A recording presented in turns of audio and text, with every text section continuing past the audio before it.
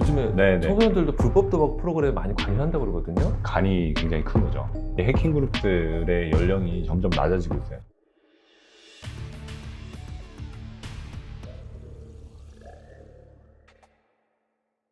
안녕하세요. 보안뉴스의 권준 편집장입니다. 안녕하세요, 곽경주입니다. 최근에 우리나라에서도 좀 크게 이슈가 네. 된 게 사실 광주의 한 사립고교에서 기말고사 시험 문제지와 답안지를 네.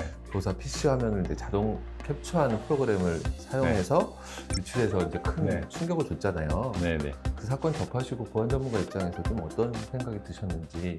사이버 범죄에 대한 윤리의식이 전혀 없구나, 그런 생각을 했었고, 과욕이죠, 과욕.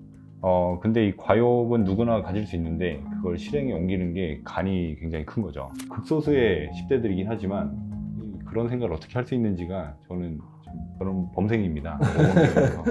그렇게 근데 그 친구들도 사실 알고 보면 되게 공부도 열심히 했던 친구들이고 또 전교 회장도 뭐 되고 뭐 이런 네. 친구들이라고 하는데 문제가 좀 심각한 것 같습니다. 네.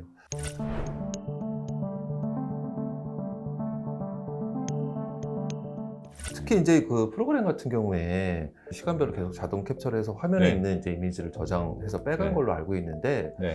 어떻게 해당 프로그램 같은 경우가 네. 시중에서 이렇게 쉽게 구할 수가 있는 건가요? 네, 이거 구글링만 조금 하면 손쉽게 구할 수 있고요.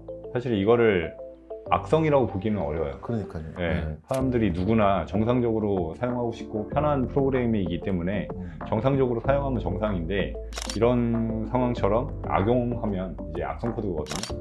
그래서 이제 뭐 백신이나 이런 데들에서도 거의 탐지를 안 하거나 하더라도 저희 쪽 용어로 PUP라는 게 있어요. Potentially Unwanted Program이라고 해가지고 이게 악성이라고 보기는 조금 어려운데 약간 조금 의심스러워 하는 건 이제 Potentially Unwanted Program, PUP라고 진단을 해서 탐지를 하는 경우들이 있는데, 그런 케이스로 잡지 않을까 싶고요.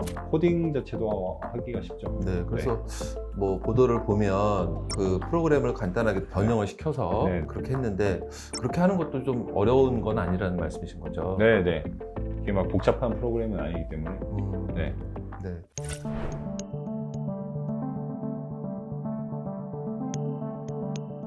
요번 사건도 사실 사건이지만 요즘 네. 청소년들이 그 어려서부터 이렇게 뭐 코딩이라든가 네. 이런 해킹 지식 같은 것들을 조금 이제 습득하면서 요즘에 네네. 청소년들도 불법 도박 프로그램에 많이 관여한다고 그러거든요. 아, 근데 그런 쪽에 어떤 사이버 범죄에 쉽게 빠져드는 경향이 있는 것 같아요. 네. 그래서 연령대가 많이 낮아지고 있다라는 네. 것들을 좀 어떻게 체감을 하고 계신가요? 네, 이게 우리나라뿐만 아니라 해외에서도 이 해킹 그룹들의 연령이 점점 낮아지고 있어요. 10대라는 얘기가 많이 나오는데, 예를 들어서 올해 우리나라 대기업이랑 그다음에 뭐 마이크로소프트나 이런 데 해킹했었던 랩서스라는 그룹도 추측 멤버들이 10대라고 했었고 실제로도 10대였었고요.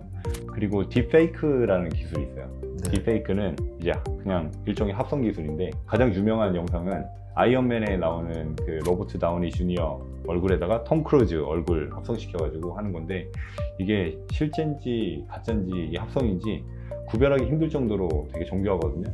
이런 딥페이크 기술을 가지고 이제 성범죄 같은 거를 하는 경우들이 많이 있어요. 최근에 증가하고 있는데, 이거 범죄자들 잡아보면 10대다. 이건 우리나라 얘기입니다. 우리나라에서 잡아보면 10대들이 많다라는 얘기들이 있었고요. 이 정도로 10대들이 새로운 기술에 대해서 습득하는 경우도 많고, 요즘 뭐 컴퓨터도 대중화돼 있고 코딩 뭐 이런 것들도 많이 배우기 때문에 이런 것들이 이제 10대들이 접하고, 그들은 또 윤리의식이 낮다 보니까 선생님을 협박한다던가 친구를 협박한다던가 이런 데도 사용하고, 본인의 그 불공정한 경쟁을 위해서 사용하는 경우들도 많이 있죠.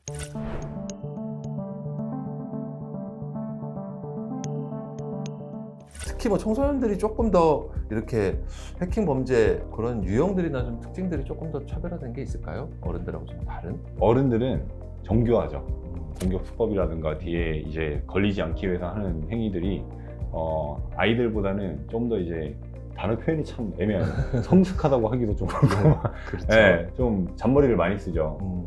근데 애들은 아직까지 그런 정도까지는 안 하다 보니까 잘 잡혀요. 예전에 그 조선일보 거기 전광판 해킹했었던 중학생들도 그렇죠. 이제 인터폴 공조랑 이런 걸로 잡혔잖아요. 네.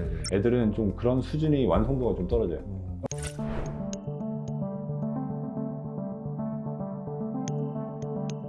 말씀하셨지만 청소년들의 이 사이버 범죄 문제는 사실 우리나라만의 일은 아닌 것 같아요. 네. 최근에 저희 보안뉴스에서도 이제 보도한 바가 있었는데 네. 이탈리아 한 10대 청소년은 파이썬 리포지터리라고 네, 얘기를 네. 많이 하는데 네. 공유하는 저장소 같은데 네. 랜섬웨어 스크립트를 이제 업로드 해가지고 네.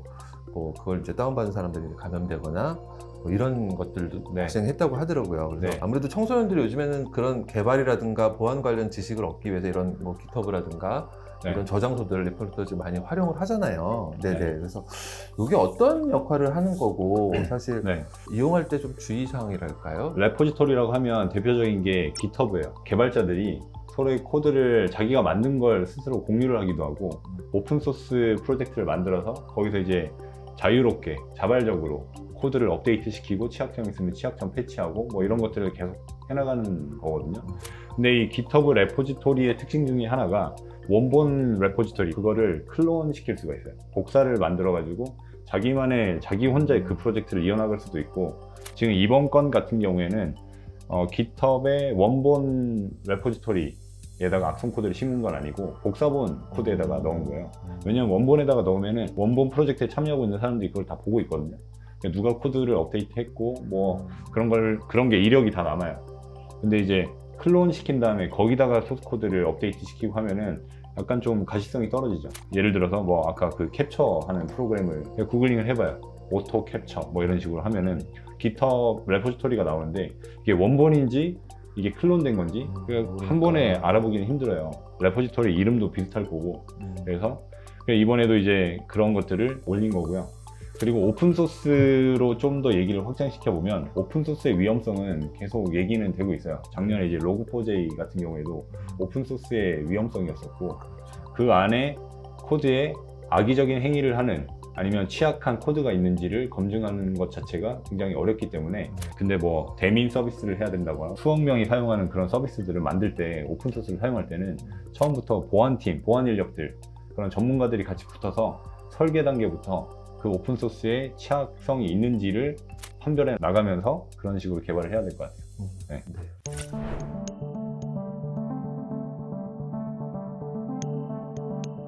앞으로 이제 청소년들의 사이버 범죄는 점점 더 증가할 것으로 보이는데요. 이런 것들을 조금 더 이제 완화시키기 위해서는 어떤 측면에 좀 교육이 조금 더 강조되어야 될까요? 큰 카테고리 안에서는 이제 윤리의식에 대한 교육이 필요한데, 그 교육을 할 때 사이버 범죄도 오프라인 범죄만큼의 파급력을 가질 수 있다, 영향력을 미칠 수 있다. 네. 그러면서 그런 사례들에 대해서 교육을 많이 시켜줘야 되는 거예요. 조선일보 해킹도 마찬가지고, 이번에 있었던 시험지 빼돌리는 거라던가, 그다음에 뭐 딥페이크라던가, 뭐 이게 범죄라는 거를 확실하게 주지를 시켜줘야 돼요. 그럼 결국엔 잡힌다는 걸 알아야 돼요. 밥 먹고 맨날 사이버 범죄만 일으키는 애들도 잡히는데 학교에서 뭐 이렇게 뭐 깨작깨작 하는 애들이 안 잡힐 것 같냐 이거죠. 근데 이게 인간의 기본적인 욕구기도 하거든요. 하지 말라는 거를 하고 싶고 보지 말라는 거를 보고 싶은 그런 욕구들이 있는데, 그 욕구를 분출시켜줄 수 있는 다른 방식의 모의 해킹 사이트로 알려준다던가, 네. 아니면 대회 출전을 할 수 있게 해준다던가, 아니면 뭐 지금 뭐 비오비라든가 K실드라든가 이런 학생들 대상의 교육들이 많잖아요. 그런 교육으로 좀 잘 유도를 시켜가지고 양성할 수 있는.